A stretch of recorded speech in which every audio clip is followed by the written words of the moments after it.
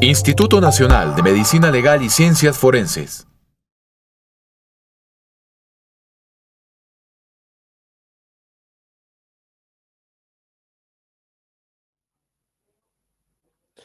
Buenos días a todos, es un gusto estar acá. Agradezco la invitación al Instituto de Medicina Legal y Ciencias Forenses de Colombia para estar nuevamente con ustedes. En el día de hoy me pidieron que hablara sobre un tema que tiene que ver con la búsqueda de personas desaparecidas en otros contextos diferentes a Colombia, y es lo que vamos a ver ahora a través de una presentación en PowerPoint. Como ustedes saben, Colombia no es ni el primer ni el último país que ha iniciado la búsqueda de sus personas desaparecidas en los últimos años. Durante los últimos 40 años, más de 35 países desarrollaron procesos de investigación del pasado reciente que implicaron la búsqueda de las personas desaparecidas. Se han creado diferentes mecanismos para ello, desde fiscalías hasta comisiones de la verdad. Algunos mecanismos duraron algunos meses o años y otros son de carácter permanente. Pero ¿cómo se ha investigado el pasado reciente? Se han creado diferentes mecanismos, algunos de carácter local, en primer lugar el Poder Judicial o el Ministerio Público, con fiscalías especiales, como el caso de Etiopía, México y Sudáfrica, comisiones de la verdad desde la Argentina de 1984, pasando por las de Chile, Sudáfrica, Marruecos y la de Colombia, que hace muy poco terminó sus tareas. También se crearon mecanismos diferentes. Quizás los últimos son el de Colombia, la Ley de Justicia y Paz del año 2005, que permitió hasta octubre de este año recuperar más de 8.200 cuerpos de víctimas del conflicto, los mecanismos de Nepal, Sri Lanka y Perú, y el segundo mecanismo de Colombia, que se da en el año 2017, luego de la firma de los acuerdos de paz entre el Estado colombiano y la FARC, que creó tres mecanismos: la unidad de búsqueda, la Comisión de la Verdad y la Jurisdicción Especial para la Paz, del cual la unidad de búsqueda hasta el día de hoy ha recuperado cerca de 550 cuerpos. Otros mecanismos a nivel internacional: misiones de Naciones Unidas, la Unión Europea o la OEA para investigar hechos puntuales, comisiones también de Naciones Unidas que analizan un periodo más largo, comisiones de la verdad de carácter internacional, como en El Salvador o en las Islas Salomón. Al mismo tiempo, hemos tenido 5 tribunales internacionales en la ex Yugoslavia, en Ruanda, Sierra Leona, Camboya y Líbano. Las sentencias de la Corte Interamericana de Derechos Humanos, el mecanismo regional que tenemos en América para cuestiones de derechos humanos. Y también otros procedimientos más especiales, como la Oficina de Personas Desaparecidas en Kosovo, el caso de Hissien Habré en Chad, donde África creó un mecanismo especial, la Corte Penal Internacional, que está activa desde el año 2002, que analiza casos principalmente en África, pero ahora en otras partes del mundo, las llamadas comisiones humanitarias, donde su propósito es solamente buscar a las personas desaparecidas, pero no establecer responsabilidades, varias organizaciones en los Balcanes, los ministerios de derechos humanos. También tenemos procesos de justicia tradicional, como Ruanda, la Cachacha. Siempre menciono el caso de España, donde después de 40 años de dictadura franquista, en el año 2000, la sociedad española comenzó a buscar a sus desaparecidos y hasta el día de hoy ha recuperado unos 8.000 cuerpos. Y por supuesto, el trabajo de los organismos de derechos humanos locales e internacionales. Siempre detrás de todos estos mecanismos estuvieron los familiares de las víctimas. No importa cuál sea el país o el contexto, las organizaciones de familiares de personas desaparecidas, muchas veces integradas por mujeres que valientemente han salido a las calles reclamando básicamente 4 cosas: verdad, justicia, reparación y memoria. Son las personas que siempre han acompañado estos procesos, e incluso en países como México han tomado en sus manos las recuperaciones de los cuerpos por la falta de presencia y participación del Estado. Entonces, este es un concepto fundamental, la participación de los familiares en estas investigaciones. Ha habido dos tipos de contextos de las investigaciones. El primero, el tradicional, las investigaciones judiciales que se han dado en toda América Latina, en algunos casos, con algunas excepciones, como en Bolivia, se han dado en los Balcanes. Y en el caso de Colombia tenemos un mecanismo mixto, como es la Ley de Justicia y Paz, que si bien fue un mecanismo creado en el 2005 y permitía la actuación de fiscales, la pena que se emitía era limitada con un máximo de 8 años, es decir, no era una justicia plena, pero tenía componentes del mecanismo judicial. Y después tenemos los mecanismos humanitarios, donde se busca exclusivamente a las personas desaparecidas, pero no se investigan responsabilidades. Tenemos los casos de Chipre, de Cáucaso, de España, de Sudáfrica. Después hay otra categoría que son países que estuvieron en guerra y que luego de las mismas buscan a sus soldados en Vietnam, en Corea, en Estados Unidos, en las Islas Malvinas, en el sur de Argentina. Y ahí sí podemos colocar el mecanismo de Colombia, la unidad de búsqueda de personas desaparecidas, que es un mecanismo humanitario y tiene un componente de búsqueda de personas desaparecidas con exclusividad. Es decir, si bien desde el punto de vista científico los procedimientos son similares, lo que implica buscar a los responsables o no tiene implicaciones muy importantes en un contexto más amplio. ¿Qué países en los últimos años han tenido programas más o menos constantes a lo largo del tiempo en estas investigaciones? La mayoría está en América Latina. Podemos mencionar Argentina, Chile, Guatemala, Colombia, Perú, Uruguay y México. Algunos en Europa, como las investigaciones en la Yugoslavia, en los Balcanes, en España, en Chipre y el Cáucaso. En África solamente Sudáfrica y en el Medio Oriente Irak. Hablamos de estos países porque han tenido un programa más o menos constante, con altibajos, pero constante, en la búsqueda de personas desaparecidas. Vamos a 4 ejemplos con cifras y con datos cómo ha funcionado. El primero es de Srebrenica, en la ex Yugoslavia, donde 8.000 personas fueron asesinadas alrededor del 15 de julio de 1995. Esas personas fueron inhumadas en fosas primarias, que luego se convirtieron en fosas secundarias porque los victimarios removieron esas fosas originales. En el año 1996, gracias al trabajo del Tribunal por la Yugoslavia, comienzan las exhumaciones y al día de hoy aún continúan con cerca de 7.000 cuerpos recuperados. En 2001 se logra la primera identificación por vía genética y al 2020 hay cerca de 6.700 cuerpos identificados.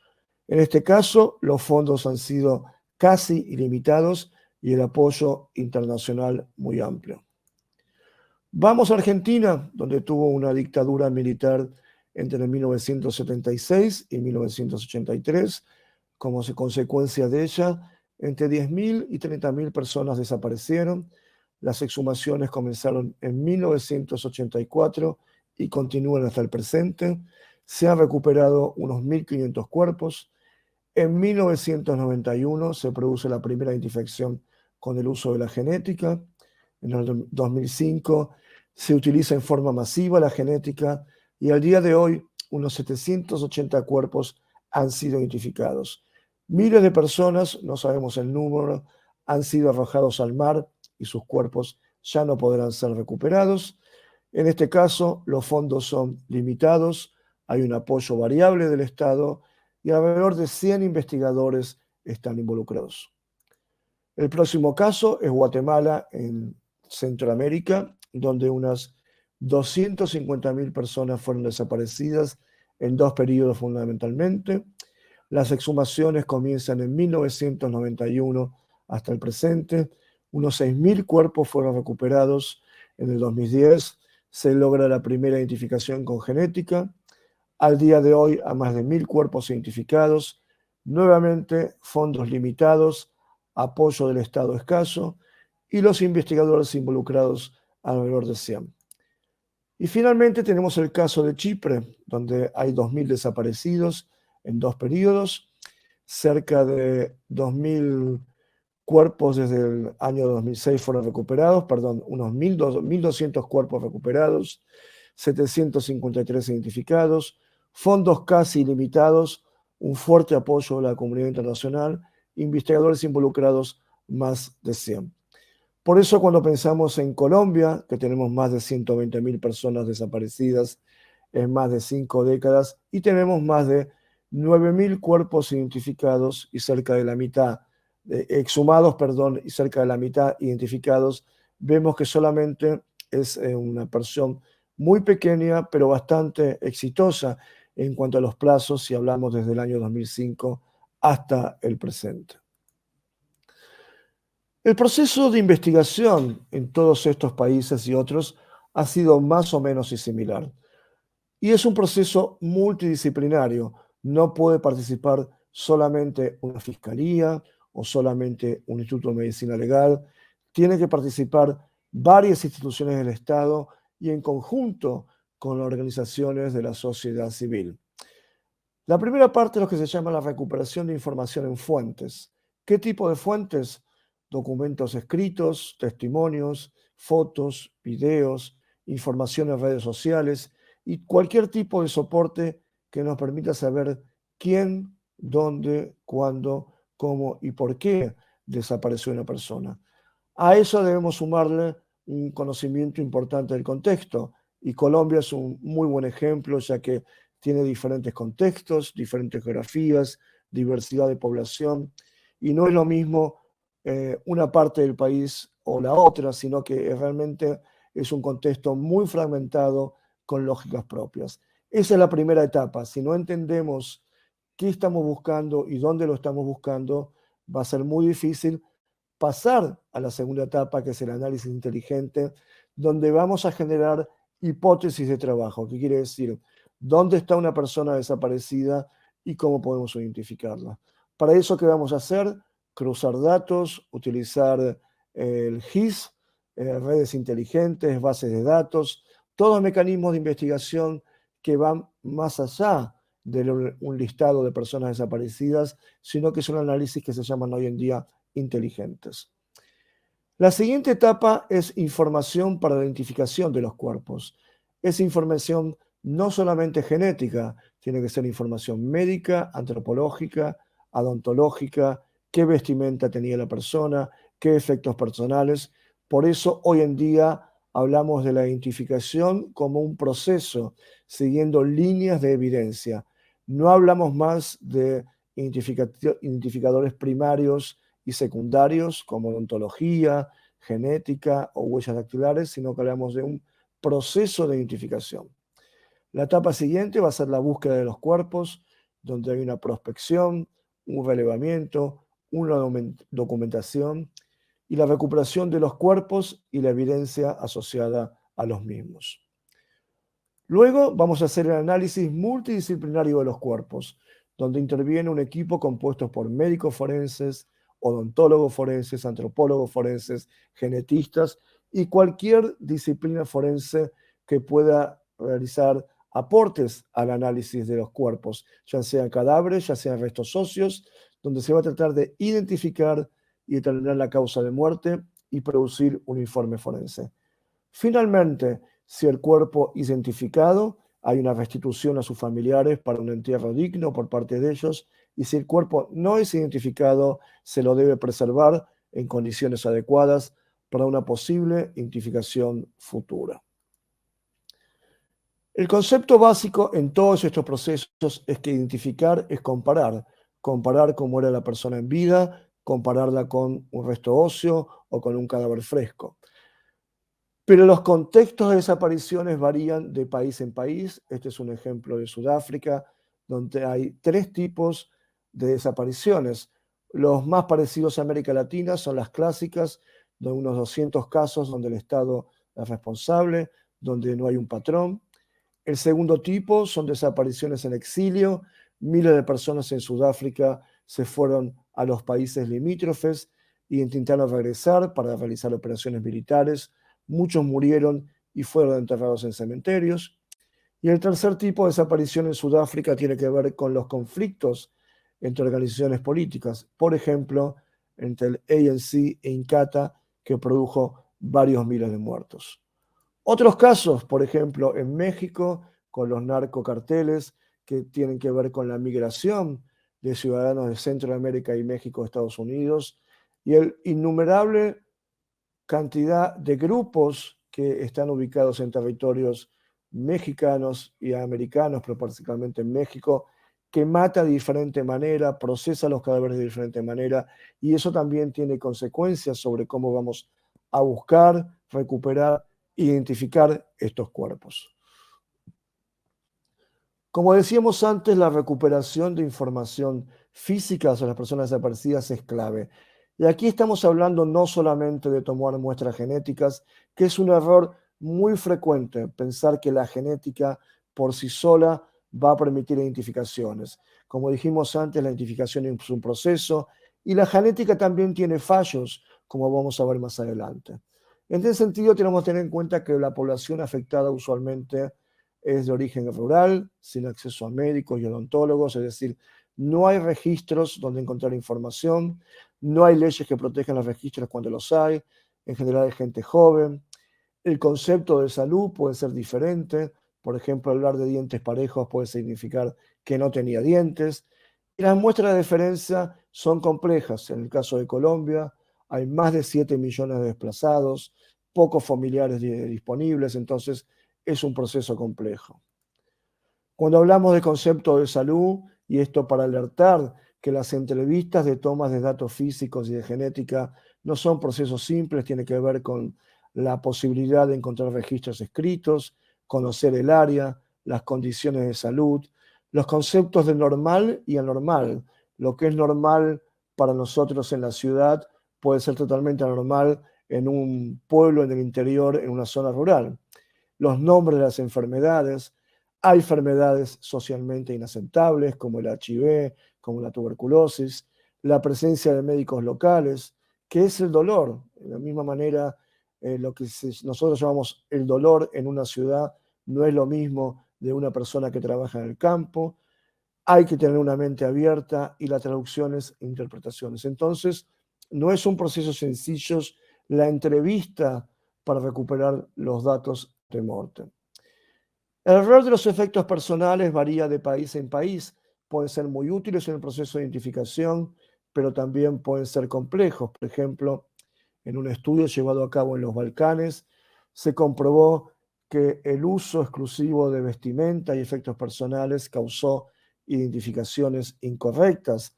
Al mostrarles en un libro a los familiares fotos de vestimenta, los familiares identificaron erróneamente prendas que no correspondían con sus seres queridos. Entonces, es un arma de doble filo que tenemos que manejar con mucho cuidado.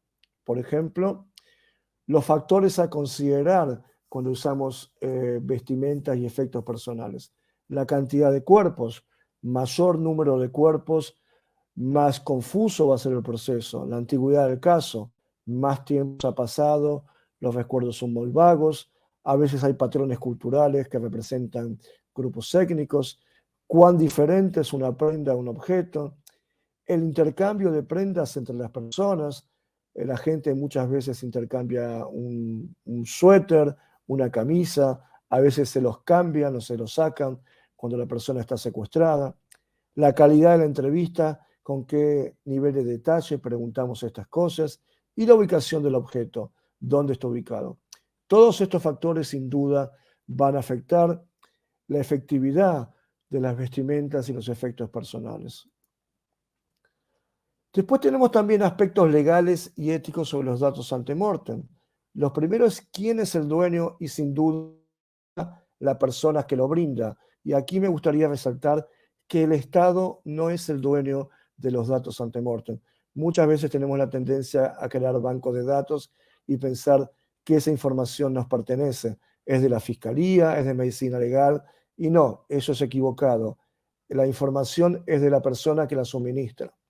El segundo punto es dónde se guarda esa información, en bancos de datos, ¿Quién tiene acceso? Los familiares, las fiscalías, cuál es la seguridad de las bases de datos, y también con las muestras biológicas es semejante. Es información privada, tiene que haber un consentimiento específico, debe haber un depósito y acceso, el familiar tiene el derecho a retirar cuando quiera su muestra y también a destruir los perfiles una vez que la persona es identificada. Específicamente con esto me gustaría mencionar un poco el tema de los bancos de datos genéticos. Hay cerca de 10 bancos de datos genéticos a nivel mundial para este tipo de casos de personas desaparecidas. Argentina, Chile, Uruguay, Perú, Colombia, México, Chipre, los Balcanes, Irak y el Cáucaso, tienen bancos de datos genéticos. Pero lo que no tienen son estos tres componentes básicos. Una legalidad que debe ser aprobada por consenso, no solo a nivel político, sino también de las organizaciones de la sociedad civil. Los correspondientes controles bioéticos sobre qué se hace con las muestras, quién accede, y un nivel científico de organización. Por eso, lo que preferimos desde muchas instituciones es hablar de bancos de datos forenses, donde no está solamente la genética, sino los otros datos no genéticos que nos sirven en el proceso de identificación. ¿Cómo se decide qué casos exhumar? ¿Cuál es la lógica? Por ejemplo, en el año 2005, cuando comenzó el proceso de Justicia y Paz, se exhumaba por las versiones que daba la gente que estaba dando información. Se daba un dato que en tal lugar había una fosa, entonces salía una delegación de la Fiscalía a hacer la exhumación. Pero eso no es una estrategia de trabajo. Entonces tenemos que pensar cuáles son los criterios que vamos a utilizar. Se exhuma por regiones, por ubicación de la fosa, por cuestiones de seguridad, si hay riesgo que esa fosa sea modificada, o por un pedido de un familiar que dice hay una fosa en tal lugar y presumiblemente mi familiar está en ella, por información que brinda el victimario, por casos más fáciles, por información de los medios, por casos VIP y o arbitrariamente. Tenemos que definir claramente cuál va a ser nuestra estrategia de trabajo y no eso sucede en todas las ocasiones. Algunas imágenes de trabajo de diferentes partes del mundo. Como dije antes, los contextos son muy diferentes. Esta es una morgue en un país X donde se ve un total desorden y situación caótica con cómo están los cadáveres. Si esto se da en una morgue determinada, obviamente el proceso de seguimiento posterior va a ser muy dificultoso. A veces tenemos sepulturas individuales donde el cuerpo estaba en un ataúd, donde es más fácil realizar la recuperación. En otras ocasiones tenemos fosas comunes, podemos tener cuerpos esqueletizados, en descomposición. Casos más complejos donde las fosas tienen restos que han sido quemados, como por ejemplo este caso de Argentina, donde es muy difícil no solamente la recuperación de los cuerpos en estas condiciones, sino el análisis posterior. Después tenemos osarios, donde esto especialmente sucede en los cementerios, donde luego de un periodo las tumbas, que no son reclamadas por nadie, tumbas que tienen cadáveres en condición de NN, son vaciadas y los huesos son arrojados a un osario común, donde se mezclan unos con los otros. Y también casos donde la tierra, el medio ambiente, tiene un efecto nocivo. Por este ejemplo, este caso es de Bolivia, donde el suelo, al ser muy ácido, prácticamente destruyó la mayor parte del cuerpo que había sido enterrado en ese lugar. Y esto después lo vemos en el laboratorio, donde un esqueleto completo con vestimenta asociada va a ser bastante más fácil de analizar y de estudiar que un caso que se haya completamente mezclado, como este en Chipre, donde tenemos un caso con 40 esqueletos que están completamente mezclados, donde la tarea es mucho más ardua, mucho más larga, donde se consumen muchos recursos y no muchas veces podemos reasociar todos los restos óseos que están en esas mesas. Por lo tanto, cada tipo de casos tiene un abordaje diferente. Acá son reasociaciones parciales de esqueletos, donde en estos casos la genética va a cumplir un rol fundamental en cuanto a las reasociaciones que se puedan registrar.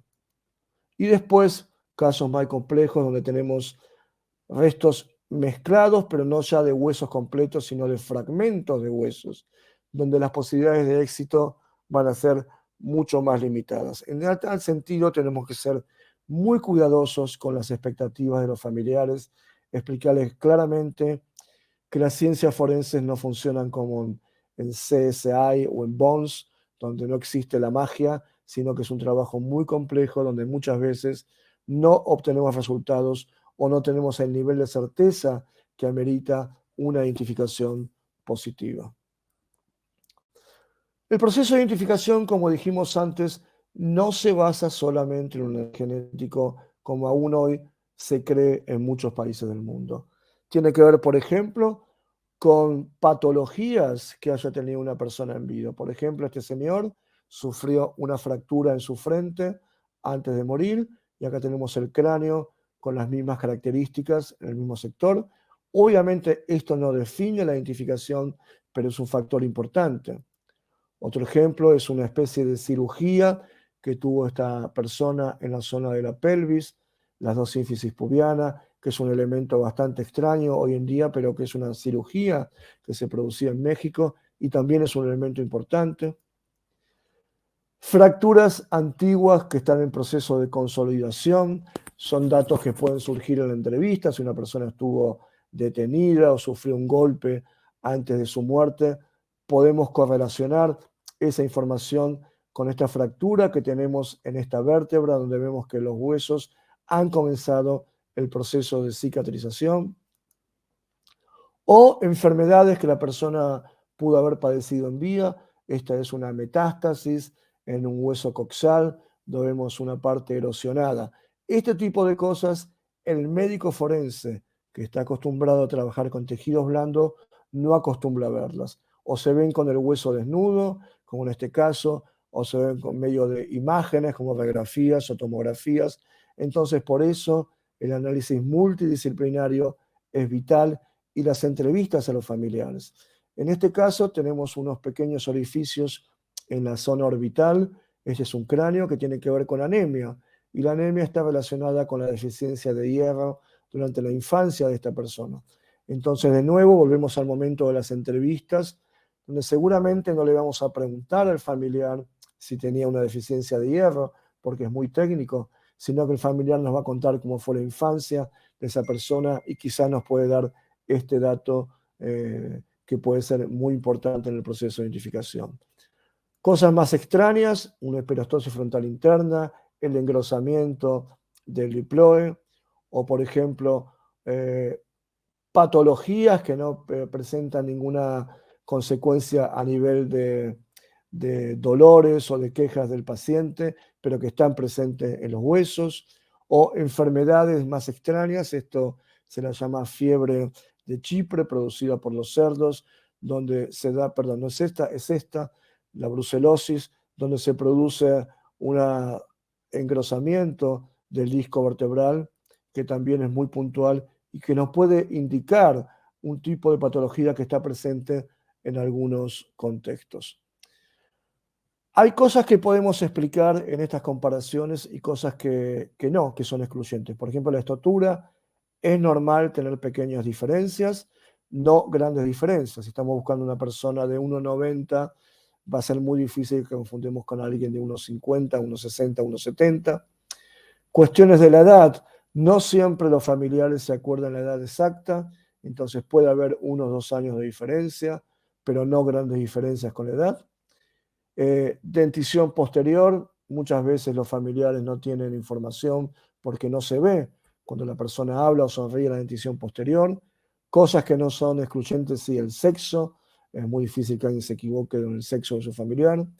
Cuestiones con ropa y efectos personales, es muy normal que un familiar se confunda explicando cómo eran los zapatos o qué tipo de cinturón tenía o el color de una chaqueta, pero cosas como la fecha de desaparición o el hallazgo del cuerpo son bastante exactas.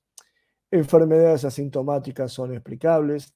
Lateralidad anatómica de los hallazgos. Entonces, cuando estamos en el proceso de comparación de esta información debemos ser muy cuidadosos y tener una mente abierta para poder evaluar este tipo de datos. ¿Qué problemas presentan este tipo de casos? Por ejemplo, tenemos casos abiertos y casos cerrados. Casos cerrados, cuando tenemos la caída de un avión, es el ejemplo clásico. Tenemos una lista de pasajeros, podemos tener múltiples restos, pero tenemos una lista de nombres que tienen que estar sí o sí entre los restos del avión. Pero también tenemos casos abiertos donde una persona desapareció y puede ser un desaparecido más en una ciudad, en un pueblo. Otro de los problemas tiene que ver con la cronología, la imposibilidad de establecer la secuencia del secuestro de una persona, su muerte y la inhumación del cuerpo. Muchas veces nos falta una fecha o un lugar. En el caso de cementerios, que es un tema especial en Colombia, con los casi de 10.000 cuerpos que están inhumados en cementerios colombianos, que han sido identificados por huellas, pero no se sabe exactamente dónde están. Puede haber sepulturas equivocadas, problemas de numeración en las sepulturas, información errónea de testigos o ausencia de registros, falta de interpretación de la información contextual. Otros problemas más de la investigación, utilización de codificaciones diferentes en las diferentes etapas del laboratorio. Cuando el cuerpo ingresa se les da un código, cuando va al depósito se le da otro. Dar por seguro datos antemortem dudosos o que el familiar no estaba seguro de su certeza. Por eso insistimos mucho en la preparación y el entrenamiento de la gente que va a realizar las entrevistas. No se puede enviar la gente al campo a hacer las entrevistas sin prepararla antes. Evaluación de rasgos individualizadores son una particularidad de este grupo específico, solo de ser una persona. Otro ejemplo muy común de problemas, reasociar antropológicamente secciones anatómicas sin certeza, por ejemplo, el fémur y el causal.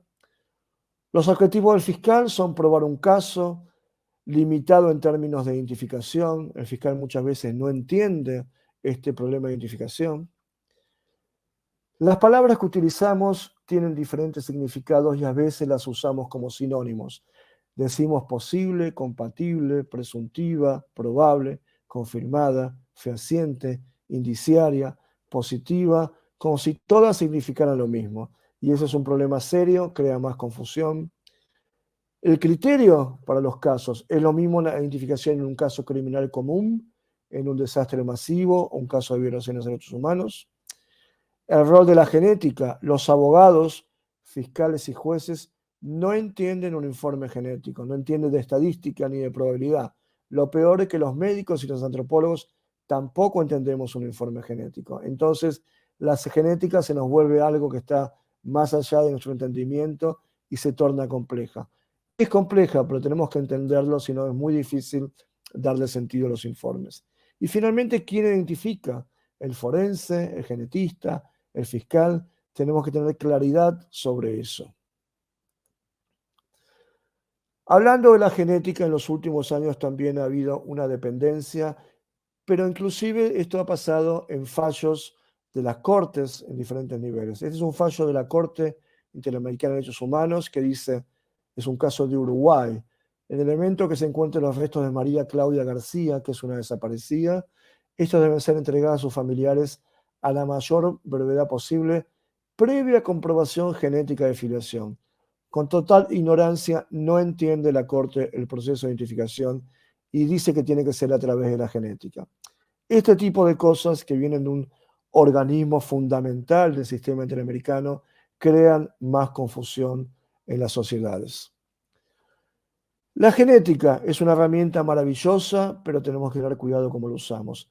Puede haber errores de registro de parentesco, en la codificación, en la trazabilidad de las muestras, inconsistencias de parentesco, varios miembros de la familia desaparecidos, endogamia, sigue siendo un recurso caro, una muestra de genética a partir de un resto óseo de un diente para ADN nuclear cuesta alrededor de $500. Si es mitocondrial, estamos hablando de más de $1.500. Entonces es un recurso muy caro y limitado. Al mismo tiempo, falta de conciliación entre los informes de las diferentes disciplinas, no conocer el contexto, no relacionar casos. Y los errores de la genética, cuando estamos hablando de poblaciones masivas con muchos desaparecidos, como es el caso de Colombia, produce falsos positivos que son matches adventicios o al azar y falsos negativos por cuestiones de filiación y contaminación. Para mostrarles un ejemplo, este es un caso de Chipre donde hay 15 locus, que hay una coincidencia de 15 sistemas y hay una probabilidad final de 99,9992, una probabilidad altísima de que es la persona. Es un esqueleto femenino, la fecha de entierro es de 1977. Cuando hablamos con la hija nos dice, es un hombre que desapareció en 1981, no hay ningún desaparecido en la familia no está relacionada biológicamente. Es un falso positivo. Ese es el problema en basar únicamente la identificación en la genética. Entonces tenemos que tener mucho cuidado cómo la utilizamos. Siempre nos preguntan qué huesos dan mejores resultados. Si bien los laboratorios de genética han avanzado mucho en los últimos años, los mejores resultados, en una muestra de 278 casos, hemos reportado que los dientes, los fémures, la tibia, el peroné y las costillas brindan los mejores resultados. Después vienen huesos del cráneo, el húmero, el radio, el cúbito y la pelvis. Y finalmente los que dan peores resultados son los omóplatos y las vértebras. Sin embargo, como mencioné antes, la genética sigue avanzando y sigue mejorando su efectividad. Acá tenemos casos de falsos positivos, donde a través de la antropología y de otros mecanismos se pudo determinar que era un falso positivo. Y el informe genético es muy importante tenerlo en cuenta. Es un error entregarlo aislado al fiscal. El informe genético tiene que ir al médico forense, que va a ser la persona que va a reunir todos los informes forenses para hacer un informe forense integrado y así de esa manera entregarlo al fiscal. ¿Por qué no debe ir directo al fiscal? Porque el fiscal no es genetista y no es científico. No entiende lo que le va a decir el informe y puede cometer errores. Debe ser recibido por un comité de identificación y valorado en su conjunto.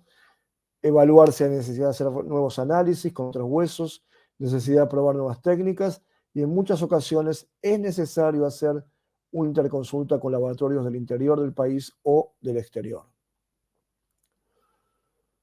Los restos mezclados presentan un problema porque son fragmentados, incompletos, entonces debemos determinar cuántos fragmentos se envían a analizar genéticamente. Esto tiene que ver con los costos del análisis genético. Imagínense que un hueso cuesta unos $500. ¿Cuántos debemos enviar cuando el cuerpo está fragmentado o mezclado con otros cuerpos? ¿Qué sucede con el resto? ¿Cuánto tiempo se esperan los resultados? ¿Cuántas veces se hacen retesteos de los resultados? Entonces tenemos que considerar los tiempos de la familia, los tiempos de la justicia y quién toma la decisión final, que no es solamente científica. Finalmente, déjenme contarles dos casos donde la ciencia, o en este caso la genética, no es el mismo recurso. Este es un caso de las Islas Salomón, en el contexto de la Comisión de Verdad y Reconciliación. Se exhuma una sepultura, la ubicación exacta es desconocida. La familia da datos que lo vieron por última vez hace 13 años. Era un hombre de más de 60 años. Se lo llevaron a la selva y lo mataron a machetazos. Además, hayan 6 sepulturas. Varios miembros de la comunidad fueron testigos y no querían hablar. En una sepultura se encuentra evidencia de trauma por machetes en los restos. Las ropas y los objetos personales se encontraron in situ, como un reloj y efectos de vestimenta. Y el análisis antropológico nos dice que es un masculino de más de 60 años, con evidencia de trauma perimortem a nivel del cráneo, miembros superiores e inferiores, marcas de machetes. Hay cortes en las vestimentas, en la parte de delante y detrás. Entonces, no hay contradicciones entre el perfil biológico y los datos antemortem provistos por la familia. La vestimenta y el reloj son reconocidos por la familia y descritos antes durante la entrevista. El trauma es consistente con la historia. Se le presentan los resultados al fiscal y éste acepta la identificación sin recurrir a la genética.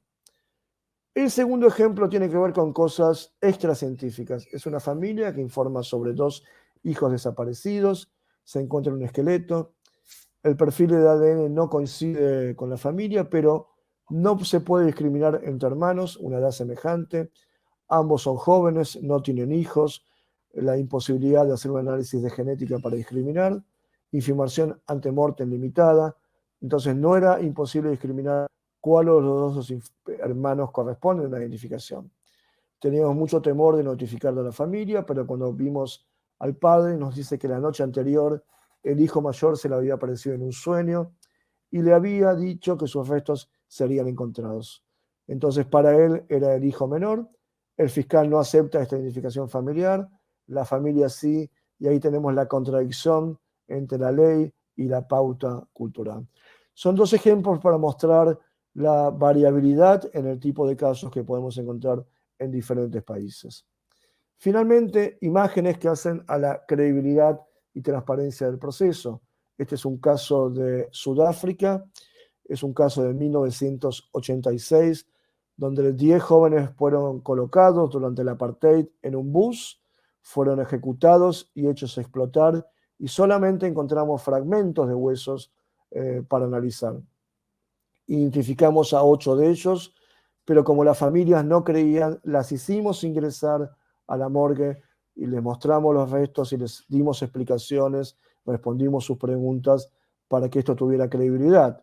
Estas mujeres nos decían, nos llevaron nuestros hijos llenos de vida, de alegría, cuando se fueron, y hoy nos dicen ustedes que este fragmento de hueso corresponde a mi hijo. ¿Cómo voy a creer eso si no entendemos el proceso? Por eso visitaron la morgue, se les explicó y se fueron satisfechas. Entonces, la evaluación integral de toda la información disponible por un comité de identificación va a brindar el informe pericial integrado. ¿Cómo construimos una hipótesis de identificación? Y ya vamos terminando. Se trata de reducir al máximo los posibles candidatos y hacemos diferentes recortes por área carográfica, por cronología, fecha de desaparición, fecha de aparición del cadáver, por actividad política, sindical, por análisis de la dinámica del conflicto, operativos, respuestas, modus operandi del grupo victimario, por relacionar casos, cuántos desaparecidos hay en la zona, desaparecen en grupos o incidentes aislados, si hay testigos, y algo a tener en cuenta que una identificación puede confirmar o refutar las hipótesis más amplias. El primer recorte, edad, sexo y estatura, no cerrar los rangos de edad, hacerlos amplios. El segundo recorte por análisis odontológico. El tercero, análisis profundo de patologías, anomalías y rasgos discretos, que es donde menos experiencia hay. El cuarto recorte son las lesiones perimortem, vestimenta, efectos personales y el análisis genético si es necesario. Para darles un ejemplo colombiano, que un dato que puede ser común y compartido por muchas personas, puesto en relación con otros puede tener valor identificatorio. Un señor que según la mujer y los vecinos tenía una fractura del brazo derecho, que tenía 48 años, era sindicalista en Montería y que forman parte de un grupo de 12 personas que fueron secuestrados el 16 de octubre del 98 en un área donde actuaba el bloque Tanto, tenía como patrón de operaciones en la época el movimiento sindical. Este es un ejemplo de cómo achicar las hipótesis de trabajo. Finalmente, algunas imágenes de los procesos de restitución de los cuerpos a los familiares, más allá del contexto, más allá de las culturas, más allá de las religiones. Todos los familiares quieren cumplir los retos como ellos deseen, no como les dice el Estado, realizando los rituales y teniendo un lugar donde visitar a estas personas y de alguna manera reinsertarlos en la sociedad. Muchas gracias, ha sido un gusto compartir esta presentación con ustedes.